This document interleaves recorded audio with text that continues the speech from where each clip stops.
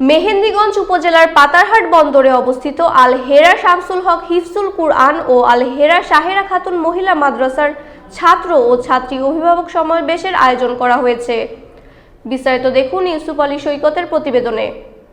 মাদ্রাসার সভাপতি সৈয়দ জসিম উদ্দিনের সভাপতিত্বে ও উপজেলা শ্রমিক কল্যাণ ফেডারেশনের সভাপতি মাওলানা নূরে রাব্বি নাইমের সঞ্চালনায় অনুষ্ঠিত সমাবেশে বক্তব্য রাখেন মেহেন্দিগঞ্জ উপজেলা জামায়াতের সাবেক আমির আলহাজ সাইফুর রহমান, হোগল টুরিস্ট সিনিয়র মাদ্রাসার প্রভাষক মাওলানা আমানুল্লাহ বাকের, প্রেস ক্লাব সভাপতি আব্দুর রাজ্জাক, রিপোর্টার্স ইউনিটির সভাপতি ইউসুফ আলী সৈকত, প্রেস ক্লাবের কুরিয়ার সম্পাদক তুহিন মোহাম্মদ হানিফ, সাংবাদিক ইব্রাহিম বকশি, মাদ্রাসার উপদেষ্টা হাফেজ শফিকুল ইসলাম, হাফেজ আমিনুল ইসলাম শরীফ, বিশিষ্ট সমাজ সেবক সাইফুল্লাহ আল মাহমুদ, পাতারহাট বন্দরের বিশিষ্ট ব্যবসায়ী রফিকুল ইসলাম, হাফেজ আবু হানিফ প্রমুখ। সমাবেশে বক্তারা বলেন, পাতারহাট বন্দরের মধ্যে অন্যতম মনোরম পরিবেশের আলোর প্রত্যাশায় এই শিক্ষালয় গড়েছে আল হেরা পরিবার।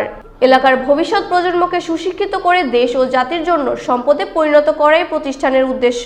এই উদ্দেশ্য বাস্তবায়ন ও আল হেরা পরিবারের স্বপ্ন পূরণে স্থানীয় জনপ্রতিনিধি, শিক্ষানুরাগী, গণ্যমান্য ব্যক্তিবর্গ, শিক্ষকবৃন্দ, অভিভাবকদের সার্বিক সহযোগিতা ও পরামর্শ খুবই প্রয়োজন।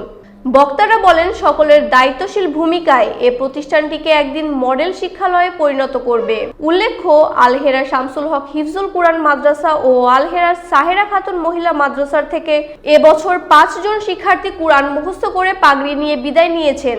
তারা হলেন হাফেজ মোহাম্মদ রাহাত জমাদ্দার, হাফেজ মোহাম্মদ মিরাজুল ইসলাম, হাফেজ মোহাম্মদ শিহাব, হাফেজ মোহাম্মদ মিজানুর রহমান ও হাফেজ মোহাম্মদ সাইমন। এই জাতিকে আমরা এই প্রতিষ্ঠান থেকে নতুন করে 5 জন ভাইকে গোটা জাতির হাফেজদের মধ্যে যোগ করতে পেরেছি, অন্তর্ভুক্ত করতে পেরেছি।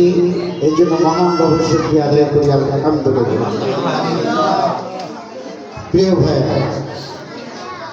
আমরা এখানে সামান্য সম্ভাবনা দিয়েছি আমাদের হাফেজদেরকে, শুধুমাত্র পাগড়ি বরণ করেছি। যে কোরআনে হাফিজ, তারা এই অন্তরে গোটা কোরআনে কারীমকে ধারণ করেছে, তাদেরকে সামান্যতম কোরআনে হাফেজ হওয়ার প্রেক্ষিতে 1 খণ্ড কোরআনে কারীম শুধু আমরা দিতে পেরেছি। বলার উদ্দেশ্য যে আজকে আমরা বাংলাদেশ 90% বা 92% মুসলমানের দেশ। এই দেশের কোরআনের বৈধতা, আমাদের দেশের কোরআনের বৈধতা আমরা একটু বুঝে নেওয়ার চেষ্টা করবো আপনাদেরকে বাঁচাবো। আমাদের একটা মাদ্রাসা, একটা এলএমডি বাজিতে 2-3টা মাদ্রাসা মাত্র ছিল, কিন্তু আজকে অন্তত বোধহয় 100-এর উপরে মাদ্রাসা হয়েছে। জি, 100-এর উপরে মাদ্রাসা হয়েছে। কোনো মাদ্রাসা খালি আছে না? আপনাদের আমাদের যে সময় মাদ্রাসা ছিল না, সেই সময় ছেলেরা পড়ছে। আজকে তো এত মাদ্রাসা হয়েছে, তারপরে কোনো মাদ্রাসা খালি নাই। আমাদের এই মাদ্রাসার বয়স 5 বছর। গত বছরের আগের বছর আমরা 3 জন ছেলেকে পাগড়ি পরাতে সক্ষম হয়েছি। গত বছর ডিসেম্বর 4 জন, এবছরে 5 জন। সকলে বলি আলহামদুলিল্লাহ।